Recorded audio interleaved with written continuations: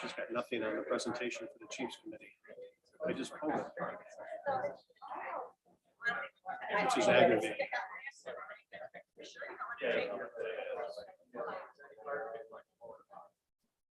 This must be something that's.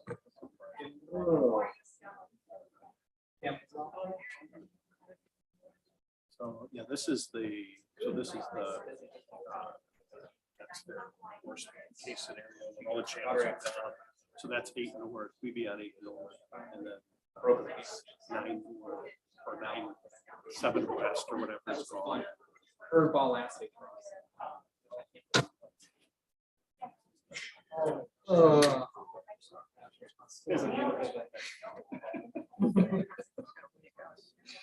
I know. It's going to be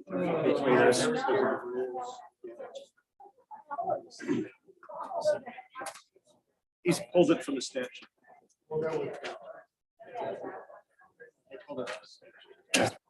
That's where you got us. Yeah, that's fine. I'll just say. This is not. Budget for He's thinking Yeah.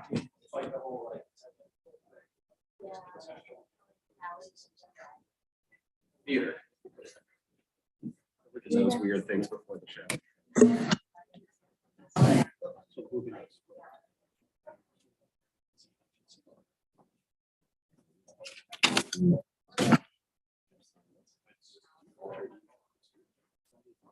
I don't think she. Yeah, actually, the one I really remember him in is the one where he had to wear a skirt.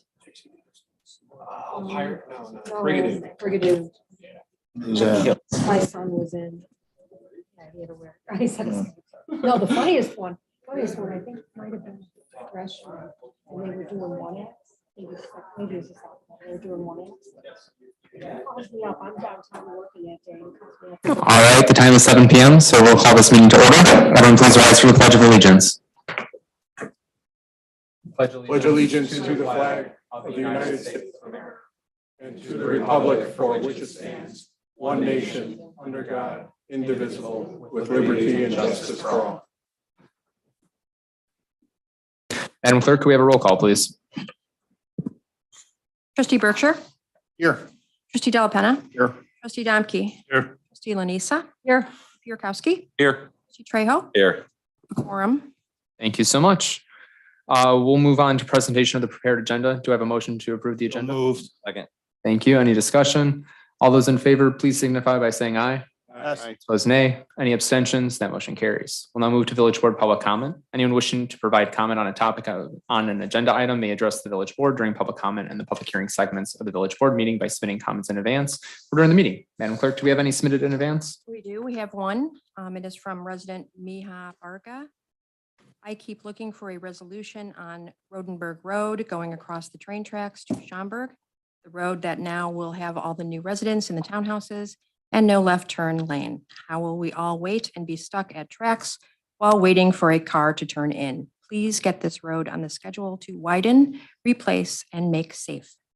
Thank you. I'll ask that Public Works follow. So that resident regarding the topic of turn lanes. As far as the project goes, it is currently budgeted to occur next year. That is an intergovernmental collaboration with us in the Village of Schaumburg, and we have been seeking grant funding to help finance that. So while it's not happening this year, hopefully it's right around the corner. So thank you. We also had 2 members submit participation slips. Jean Ott, do you want to come up and state your public comment? Yeah, absolutely, if you'd like to.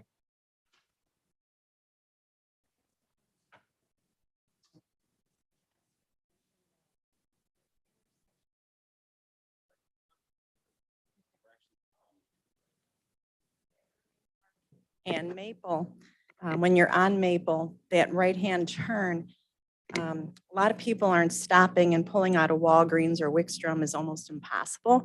So I was thinking maybe a no right turn on red, if that was something, a study could be done and see if that would be considered, because it's very dangerous. I pulled out of there about 2 months ago, got a real upset person who zoomed ahead of me and wouldn't let me pass. Very dangerous. Thank you so much. We'll have Public Works look into that. Did you provide a contact information for us? Can you list an email address or a phone number? That way we can reach out. Thank you. And then Gary, Fights, thanks. I apologize. So yeah, my name is Gary Fights. I'm at 800 Cypress Court. I'm with Boy Scout Troop 194, and our troop has been active in the village since about 1963 for almost 60 years. I'm here to seek help from the village to find some historical information that may help us with an unpleasant situation that we're faced with right now. We are having difficulties with the Roselle Park District and are being evicted from our supplies closet in the Scout Lodge. The Scout Lodge was built by the Lions Club and dedicated to Scouts back in 1954. When the lodge was donated back in 54, the Park District was not yet formed. The Park District was not incorporated until 1964. According to the newspaper clippings that I can find, the original donation of the Scout Lodge was made to an entity referred to as the Roselle Park Board, headed by a Mr. Howard Turner, which I believe was part of the village government at that time. I'm asking for help locating any deeds or records which may govern the usages of the Scout Lodge that may have been recorded at that time. I don't know if the village has anything like that or not, but if you have it, I would really appreciate being able to see it. Over the course of time, as pure volunteers, we have invested in providing both village youth with unparalleled growth and leadership opportunities and countless hours in community service projects.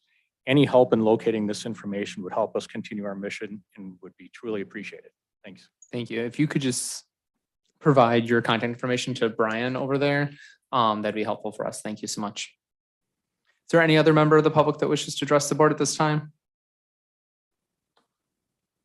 Seeing none, we'll move on to officials and staff reports. So I have a busy night tonight. So I would first ask for a motion for the appointment of Amanda Hausman as village clerk effective August 3rd, 2022. So moved. Is there a second? A second. I'll just state for the record, we had an open application period that we even extended an extra week. We received 3 applicants. We did interview all 3 with a panel that included myself, Clerk Burns, and Trustee Della Penna. And so based on our unanimous decision, discussion, and executive session, this is what we brought forward. So just for the public's record and sake. So with that being the case, Madam Clerk, can we have a roll call vote? Trustee Trejo? Aye. Trustee Domke? Aye. Trustee Berkshire? Yes. Trustee Della Penna? Aye. Trustee Lanisa? Aye. That motion carries. Congratulations, Amanda. We're looking forward to working with you. Next, I'd ask for a motion for the appointment of Elizabeth Sheffer as Deputy Village Clerk. So moved. Second. Can we have a roll call vote, please? Trustee Trejo? Aye. Trustee Domke? Aye. Trustee Pierkowski? Aye. Trustee Lanisa? Aye. Trustee Della Penna? Aye. Trustee Berkshire? Yes. That motion carries. We'll continue to have you in that capacity. So thank you so much. Next, I'd like to ask for a motion to pass an ordinance amending Chapter 2, Article 4, Division 2, Section 2-86, the Clerk's Office, and Section 2-89 duties of the Code of Ordinance of the Village of Roselle. So moved. Second.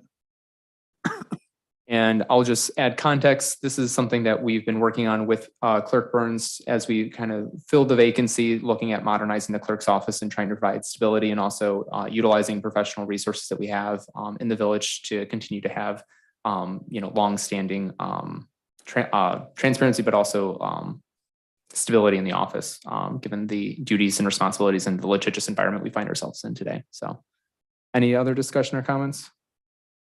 Then I'll ask for a roll call vote. Trustee Trejo? Aye. Trustee Domke? Aye. Trustee Berkshire? Yes. Trustee Della Penna? Aye. Trustee Lanisa? Aye. Trustee Pierkowski? Aye. That motion carries. Finally, I ask for a motion to pass an ordinance amending Chapter 2, Article 4, Division 2, Section 2-88, Village Clerk Salary of the Code of Ordinance of the Village of Roselle. So moved. Second. Any discussion? And this is just an adjustment based on the change in responsibilities and whatnot. So roll call, please.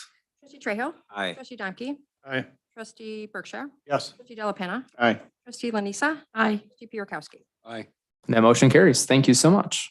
Other than that, for our next meeting, we have the Taste of Roselle, so I hope to see everyone out there. And we also have the dedication of the new mural on Main Street. So a lot of fun, exciting events going on. And I will put myself in the dunk tank again for the police and fire department. So probably Saturday or Sunday, we'll figure that out. We'll etch out those details. But so if you want to dunk me, now's your time to take out all that aggression. So, or both days, maybe. We'll see. We'll see.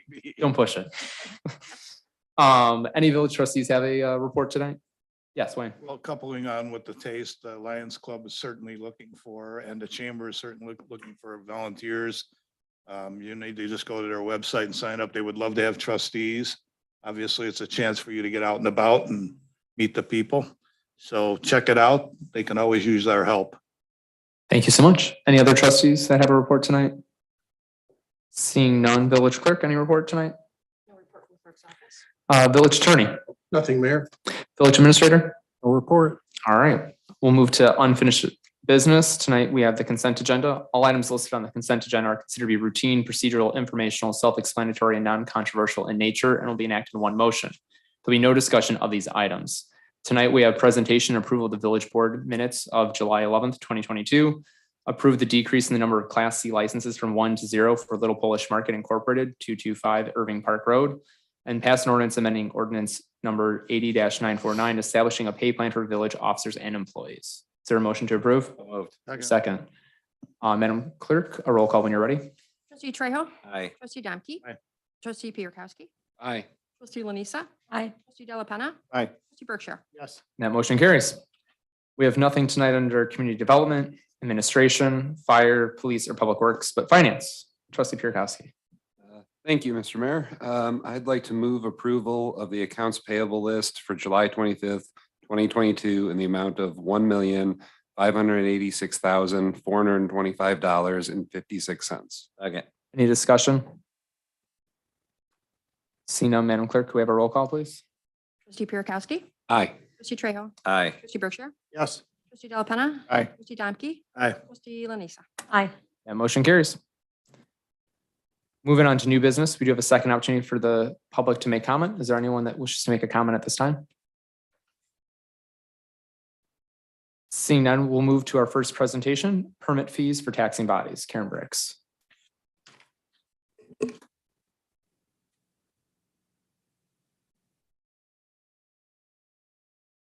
All right, so tonight I have before you request for direction on adopting a new policy regarding building permit fees for other taxing bodies. So the 2 libraries, 3 park districts, all the schools. The schools typically don't get permits from us, they go through the state, but like Park with the parking lot, we had to inspect the new driveways to make sure they were ADA compatible and all that kind of stuff. So we are looking for direction on a clear policy to waive some of these fees. We've applied the policy inconsistently in the past, just due to the length of time it takes. The code currently says that they have to request approval from the village board. So depending on, when a permit might go through and when they plan on working, some taxing bodies might just get a permit and pay for it instead of asking just to skip the process. So by streamlining it and having the village administrator or their designee be the final stamp of approval for waiving certain fees, any costs that are billed to the village for these types of fees would still get passed through. So right now we have HR Green providing inspection services, CBO services. Any of those direct charges would still get passed through to the taxing body, but everything else would be waived per the request from the taxing body. Any questions from the board? Wayne? So originally I just thought, well, why should we give up the power that we have? But quite frankly, we don't have any discernment on this. If the taxing bodies usually get a break, we should do it throughout. The only thing I would like to ask is, I didn't realize like the village administrator or designee, the designated person. What happens if you have a contested project by one of these taxing bodies? And how will a designated person handle the wrath of the process if it's working that way? What would the village administrator step in to defend it? Then that would be brought to the board? Is that how it would work? Not everything goes perfectly, and all of a sudden you've got a bunch of people that don't like a project that a taxing body is going to do.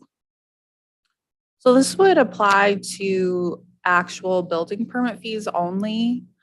So they're about to do construction, so they've already spent money on plans and all that kind of stuff. So I'm not sure when it would come up, but Wayne, I understand kind of where you're coming from, but don't, I think in the case of any instance where I think there would be any sense of controversy, I would likely just bring it to the board and say, given, do you want to make a vote on whether or not to waive these permit fees? We kind of have it with our special event permit. There's kind of out of an abundance of caution, the administrator can always come back to the board and ask for, the board to do the approval if it's controversial or it exceeds something that I think that would lay on is- us. We're elected to Mhm. represent the residents, and that would, something like that would be under our jurisdiction. I think we're confusing two things though. Waiving the fee is not going to be your club to get them not to do it. They could always pay the fee, Uh-huh. right? Yeah. I would lean with what Karen said. I think at that point, a body would have already voted to approve the project. So at that point, controversial or not, the decisions been made by their body. So All right, well, I didn't have it then. Okay, thank you. any other discussion points or makes sense. consensus of the board to move forward as staff is directed? Yes. Thank you so much. Next, it's Christmas in July. It's time for the treasurer's report and mid-year budget review. So Tom, you want to kick us off before we give it over to Jason?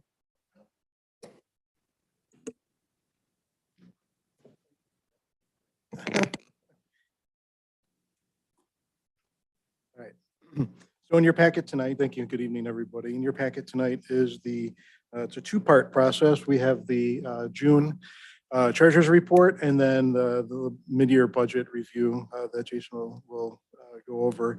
So again, we're through the month of June. On page 41 of the packet, actually, let's jump to 42.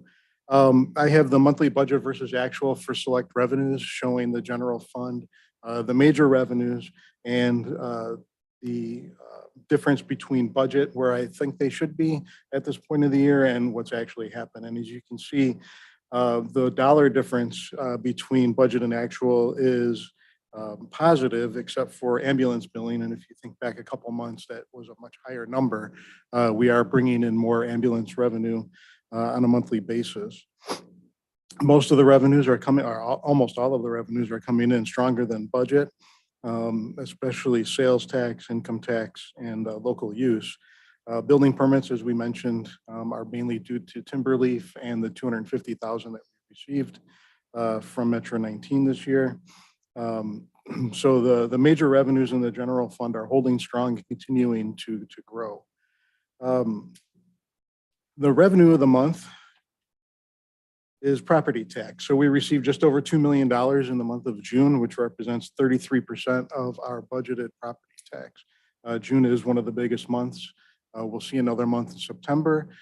We have no idea when we'll get Cook County tax. They have not even announced our EAV for the year yet, for last year, which kind of puts a damper on what I'm doing, which is a few things that I use the EAV for. When we'll receive that, don't know. As soon as I find out, I will let the board know. But luckily we're not a South suburban community that is totally, dependent on Cook County property tax. So we would not need to borrow to cover that.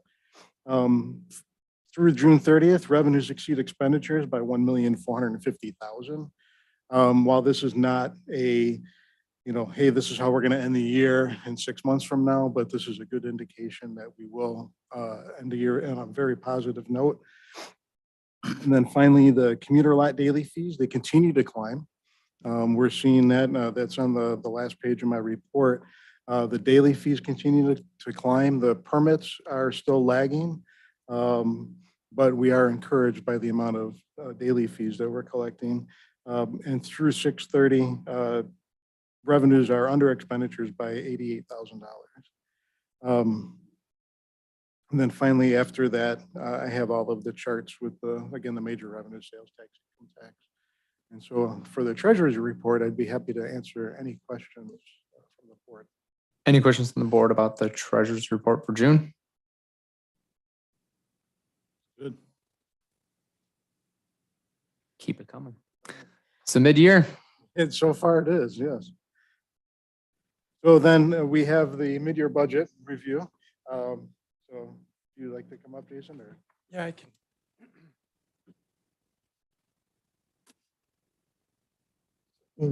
So now for the board's discussion tonight is some recommendations from staff regarding the mid-year budget, kind of the background there of Tom kind of painting the picture of where we are financially at mid-year.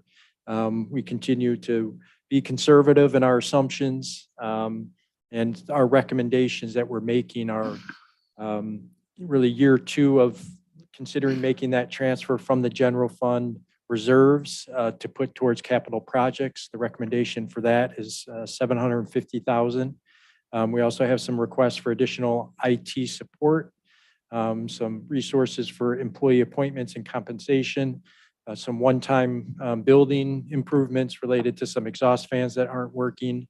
And really from a capital projects perspective, like last year, and what we're realizing this year is just that the ability for us to, one, complete projects, given a lot of the delays that are out there in the construction world, as well as doing it on budget. And then just the natural sort of reevaluation of some of our larger capital projects that, you know, depending, we may think it's 3 years out for replacement. And in fact, in the case of the HVAC system at the police department, we feel it needs to be brought forward and actually be completed next year. The timing, the lead time for some of this does warrant the board to kind of give some direction that they're okay with it, because then we would start to take the deeper dive into actually designing it and getting some firm costs and approving a contract, given the lead time and really kind of the limited window of time next year that you would typically install an HVAC is kind of in the more stable, either spring or fall time of the year. And then also some additional engineering services for a pedestrian path concept. This has kind of, I think, been shared with the board in the past. It was part of the comprehensive plan in 2016. We're really starting to try to position ourselves for grant funding for a lot of projects. And with that comes the need to spend a little money towards engineering to get projects better positioned for grant funding. So those are kind of our specific recommendations. But I think overall, some of the other highlights that I want to just kind of make sure are covered. I tried my best to kind of do that summary sheet for the board, kind of starting on page 54 of the agenda item. Really the overall highlights, I think Tom did a good job of kind of framing our current financial position and the ability to consider some of these projects. Speaks to kind of the fiscal conservatism that we've been exercising, and also the due diligence as staff to try to keep everything as tight to the budget as possible. With that $750,000 recommended transfer, it will go to not only capital projects, but year two of accelerated pension payments for public safety, and then also the parking lots operating fund. As Tom said, we're looking better than we have, but the last 3 years have not been great, given the pandemic and how we still have overhead costs for maintaining those parking lots. That part of that general fund reserve would be used to kind of refund that parking lots operating budget, and probably would look at a 3-year way to get back to where you were. About $350,000 is kind of necessary to get back to the point that the fund was before the pandemic, and just we didn't get there overnight, so we're not recommending we reimburse it overnight, but kind of a phased in approach to try to get a little more solvency to that individual fund. And kind of the staff recommendations are outlined there with a little more detail, and the kind of financial cost of those. And I think looking forward, certainly we're in a time of some uncertainty. Generally, our budget looks good. We kind of lag, certainly some of the economic changes that may happen, given kind of the lag in some of our revenue streams, but we're mindful of the inflation, the labor and supply shortages, and trying to do our best to continue to provide services and projects. And certainly the water and wastewater infrastructure really starts next year. So you'll really see that as this upcoming fiscal year 2023 budget process starting to take a little more We'll be looking at more projects there, some advanced engineering. And I think since the bipartisan infrastructure bill, really that aggressive pursuit of grant funding, I know has been an action taken by staff and the mayor as well. We have about $1 million right now we're seeking through some grants. And then just now we're starting to finally see some of the notices of funding opportunities for the actual infrastructure bill. You know, when they pass it, they have this great number and say all this money, but in fact, none of that money is allocated. None of it is available immediately. So we're waiting for the processes to come open. And it is a 5-year kind of plan. So this is just year one. So trying to position ourselves, we may not be in the best position year one for some of this grant funding, but we're going to do our best to identify opportunities to maximize that and to ensure that, you know, the appropriate share comes back to Roselle as best as we can. And with that, Tom, I don't know if there's anything else that you would like to cover, but kind of on the first page of my memo has some of those individual recommendations. And I have some appendices, and kind of that scorecard is really that final piece of the agenda item, that page 59 of just showing projected salaries are, you know, under budget right now. Some of the, and along with our recommendations for IT support, compensation, and appointments of employees and the exhaust fans, you're still, we're projecting that there will be a fund balance in excess of what you approved your budget at. And then certainly the 750,000 kind of transfers kind of on its own. It just will be reflected in this year's budget as an expense. And even with that and those conservative revenue numbers that we have not modified the revenue numbers at all, even though, as Tom said, we're trending ahead because we're being extra conservative with that I envision the village will end in another positive position at the end of this year.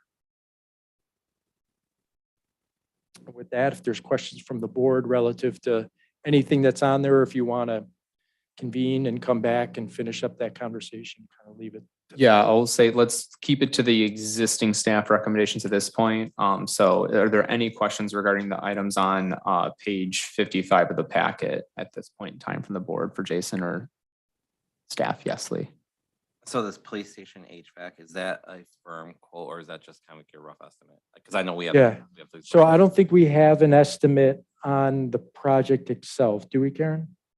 So we met with the vendor and have a high level estimate from them. It's not a refined, detailed estimate. We're having them work through that next. Or roughly around 500,000. No, so the 500,000 is simply the amount of the $750,000 transfer that would go to capital projects. This is a project that very well could be in excess. It's currently 500,000. It's currently estimated about 740,000. I think to me, it was more to show the need of the fund for capital projects. It's there.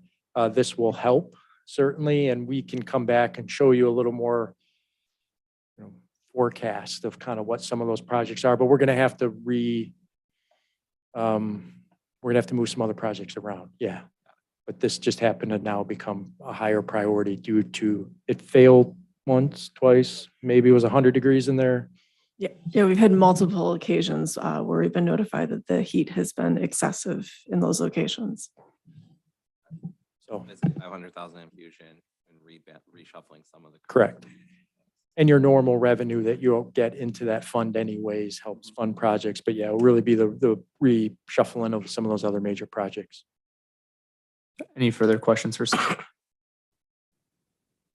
And any of the projects? All right. We'll come back to do discussion on and give direction, and we can talk about other suggestions at that time. But I think for us to continue, I'd ask for a motion to convene an executive session. Yeah, can I? So that way we can review closed session minutes and then personnel and the appointment and compensation for specific employees. Second. Second. Madam Clerk, can I have a roll call, please? Trustee Trejo. Aye. Trustee Domke. Aye. Trustee Berkshire. Yes. Trustee Delapenna. Aye. Trustee Lanisa. Aye. Trustee Yarkowski. Aye. And that motion passes, and there will be no final action taken. Nice job, guys.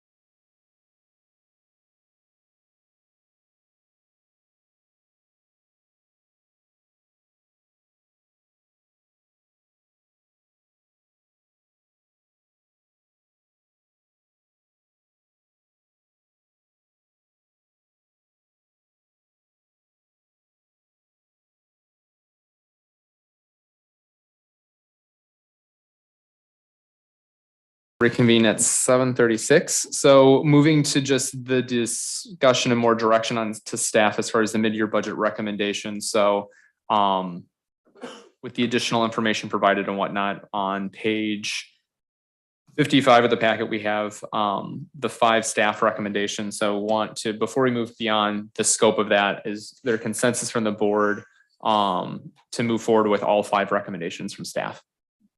Yes. All right.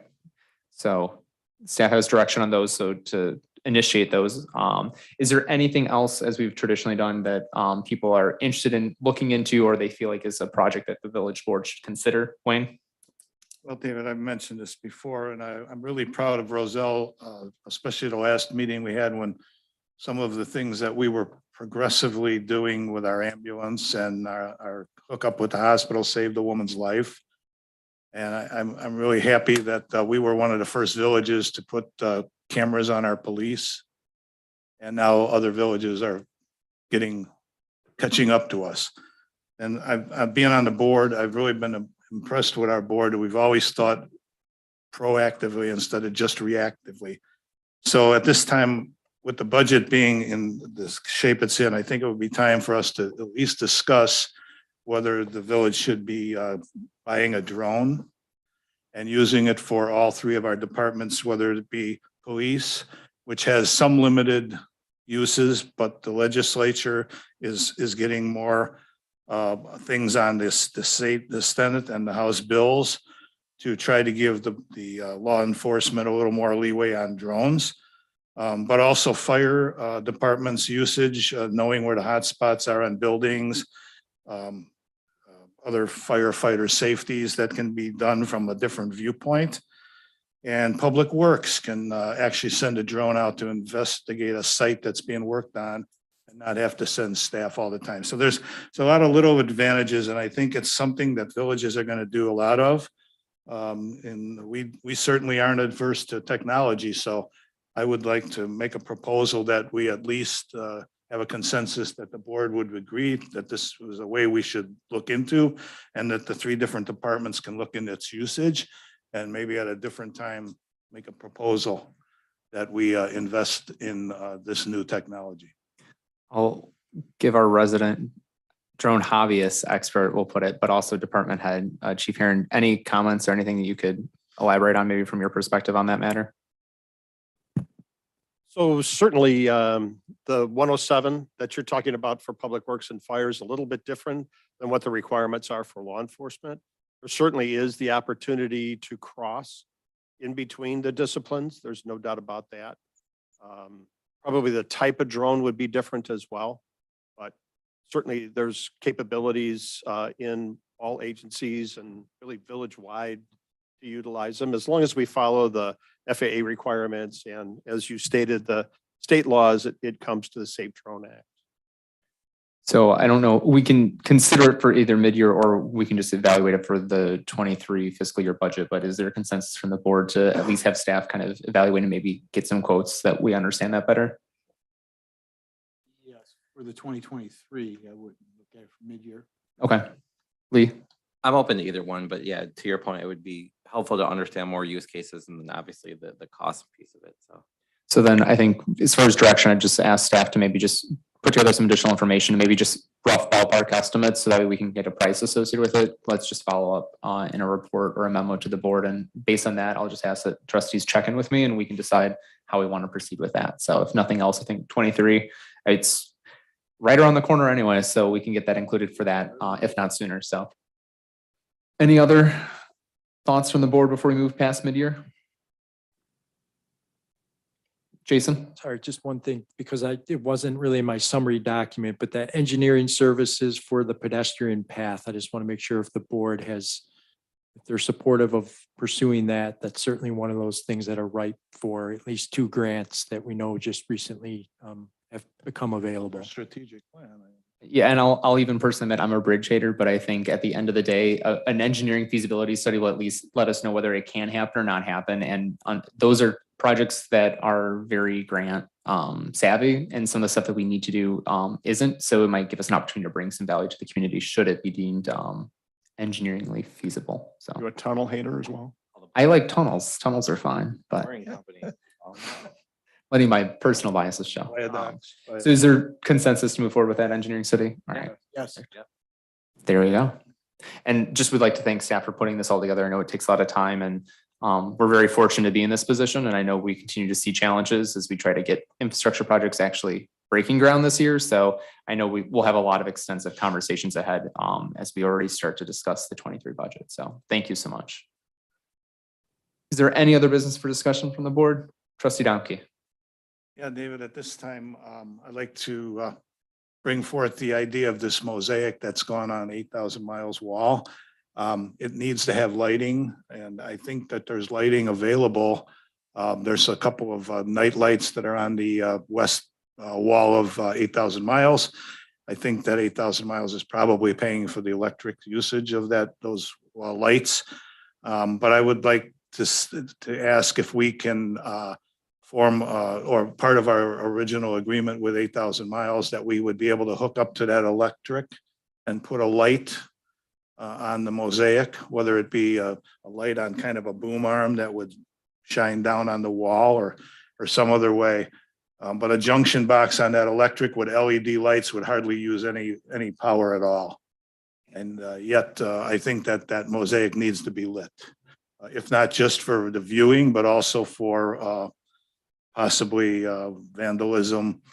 And I don't know if a camera should be put on the light or not, but it's something we should look at as an enhancement to this mosaic. We've already invested our time and some funds on it and a little bit more to make sure that it is well presented to the village. To the best of my knowledge, our current agreement with the building owner does not include anything. So we would have to go speak to them and amend that agreement and have both parties re-sign it. I think we could certainly, as a part of the design study that we initiated last week, can look at just that overall area and maybe that could provide some insight or recommendation on how that should be treated. So. Any other discussion items from the board for other business? That's the case. Do we have a motion to adjourn? Is there a second? Second, of course. Those in favor, please signify by saying aye. Yes. Opposed, nay. Any abstentions? We'll adjourn at 7:00.